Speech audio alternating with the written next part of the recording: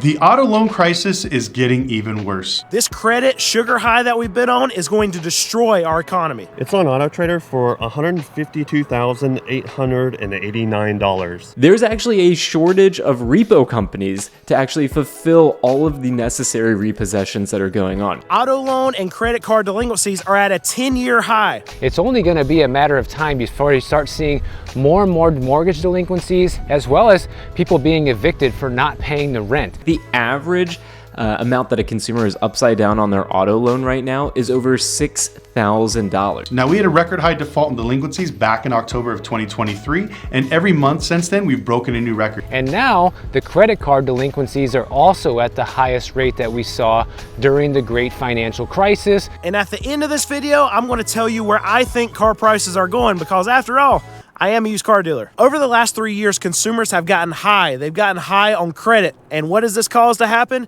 Everything has gone to the moon. Whether you're talking about housing, cars, groceries have gone to the moon. And now we're paying for it. The auto loan crisis is getting even worse. Now, we had a record high default and delinquencies back in October of 2023, and every month since then, we've broken a new record for 30 days past due, 60 days past due, and the new record broken is 90 days plus past due. Now, the reason why this is so significant is this showing that banks can't find their cars because a lot of people moved during the pandemic, but also banks are starting to backpedal when it comes to repoing cars.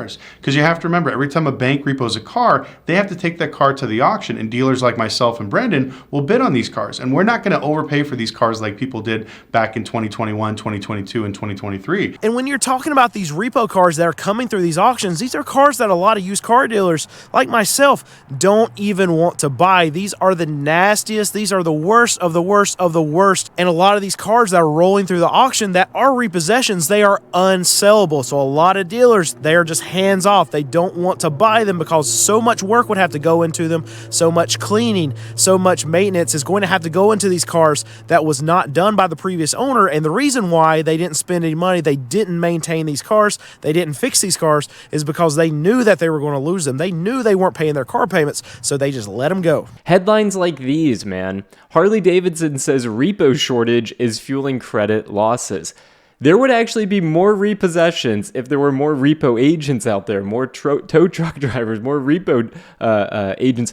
There's actually a shortage of repo companies to actually fulfill all of the necessary repossessions that are going on. So while the numbers look bad, they're actually not as bad as they could be because there's a repo shortage, folks. Literally a repo shortage. So these banks are risking thousands of dollars if they repo the car. So we're starting to see more banks come up with forbearance programs to help push that payment back or kick the can further down the road to try to hold off on all these repos. Because as banks get more defaults and more delinquencies, what this means for a consumer is it means you're going to have a harder time getting approved for a loan. They're going to be tightening up the credit, more down payment, shorter term, the amount of finance is going to be less.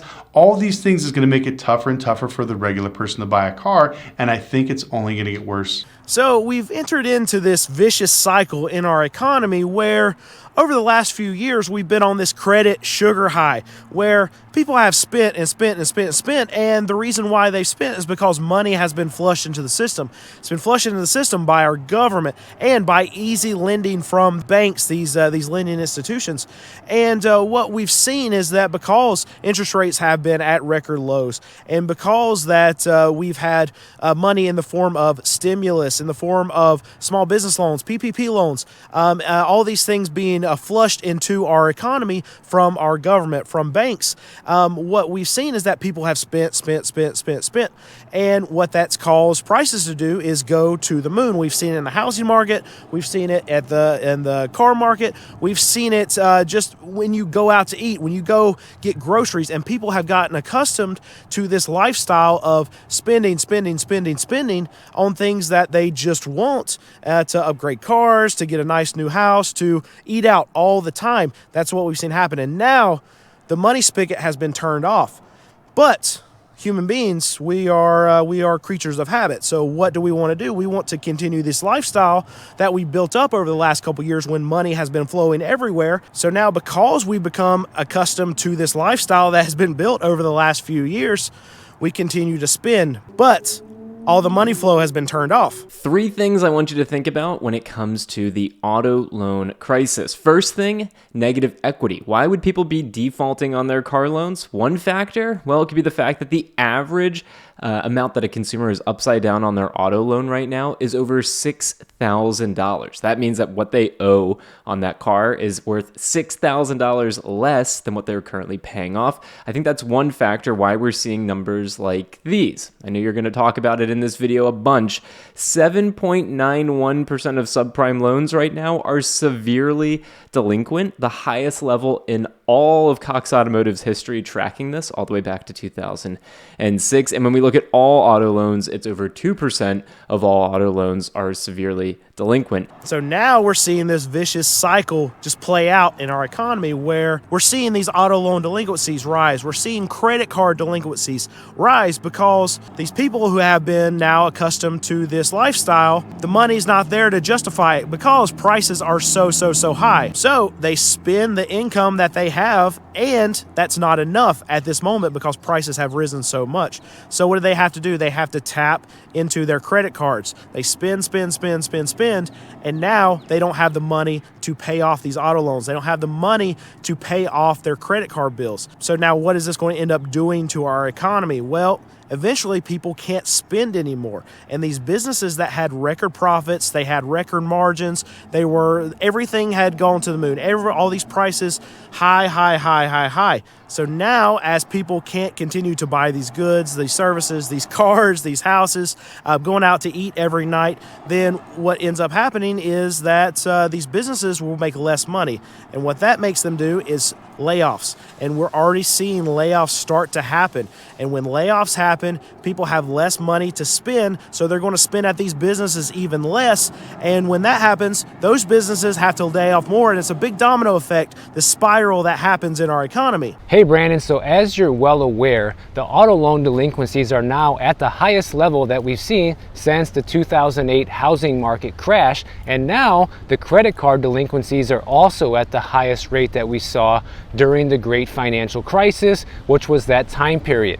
And so the reason why and how this is going to affect real estate, you're starting to see the delinquencies on these lower forms of debt start to go up right now. You're starting to see more people not pay their student loans, their credit cards, their personal loans, and their car loans. But one of the last things to go is the big housing payment. And the reason for that is because people can go without cars, they can go without having good credit, but they can't really go without having a nice place to live unless you want to be homeless. And on top of that, as things get worse, the psychology of money gets worse. And when people think that the economy is getting worse, as they see layoffs, as they see credit card delinquencies go up, as they see auto loan delinquencies go up, they get scared. And when people get scared, they don't spend money. And this creates even a bigger domino effect where businesses can make less money. They have to lay off more people. It keeps going down and down and down and down. And we've already seen the upside of this cycle where free money was being pumped into the system, people spend, businesses hire, and now we've seen the peak of it, and now we're going to continue the cycle down. In my opinion, that's where we're going. Credit has been tapped at this point. People are going to stop spending money because they can't, even though they want to keep this lifestyle up. They're not going to be able to do it anymore. They have to stop spending money. Businesses are going to make less money. They're going to have to start laying off people. Psychology of money is going to kick in. Less money is going to be spent, and the economy is going to get worse because of it. People are doing everything they can to hang on and still make that house payment. But with how expensive life has gotten, with how far inflation has eaten away people's budgets, it's only going to be a matter of time before you start seeing more and more mortgage delinquencies, as well as people being evicted for not paying the rent. And as more people get evicted, those become vacancies, more rental units on the market that could turn into sales if they can't rent them, as well as these units that people are not paying and go into foreclosure, ultimately end up getting sold to somebody else. So in the end, these delinquencies will lead to a higher amount of inventory on the U.S. housing market. And it's not just the government pumping money and the banks writing loans they probably shouldn't have and consumers signing up for these loans that they probably couldn't afford that has caused this massive auto loan crisis. Car dealers and manufacturers also share a lot of this blame because they have charged way too high of prices over the last few years. And even to this day, they are still trying to get crazy money out of a lot of these vehicles. This black Ram truck behind me is $103,280. This Chevy truck is $90,000. I found a 2023 Ford Raptor R with the V8 engine. It's on Auto Trader for $152,889. Now this sticker's still expensive. This 2023 Super Crew, and it is a trimmer, has an MSRP of $73,260. But I don't know if you can see it. They have a discount of $3,400. All of these have like anywhere from a $3,000 to $8,000 discount. This doesn't even bring the prices down to what these trucks were pre-2020. And, you know, through the past 3 years, prices of these has ran up by like 30%. So the truck market is still crazy. The prices are still high, even with these discounts. And when the 2024 start coming out and those prices are even higher, as long as interest rates stay high, I think this truck market is still gonna be pretty slow. And for those of you that think this auto loan crisis, this repo crisis that we're going through right now is going to end up crashing car prices, well, I got bad news for you. It's probably not. And the reason being is that even though we're having these cars go to auction that are getting repoed from these banks, from these lending institutions, it's still not really moving the needle on the inventory. And I'll tell you why. The reason being is because what most used car dealers like myself buy to fill up our lots are new car trade-ins. And what's happening in the new car market is because that lending has gotten so much tighter, because inflation's so high, because monthly payments are so high, new car dealers really aren't selling a lot of vehicles. If they're not selling a lot of vehicles, they're not getting a lot of trade-ins. If they're not getting a lot of trade-ins, they can't send them to auction where I can buy them. So what's happened is that the supply at these used car auctions is still very low. And we can't get added supply unless these new car dealers start selling. And because we're in this situation right now, the new car dealers, they're not going to be selling vehicles for a very long time. They need interest rates to go lower. They need prices from these manufacturers to go down. And we all know that's not happening anytime soon. So even though we have these repos that are coming into the system and more each and every week, there's still this massive void left behind from these new car dealers not selling and from these trade-ins not coming to the auction. So for the used car side in particular, the supply is so low and it's going to continue to be low, so prices are not going to crash, at least on the used car side.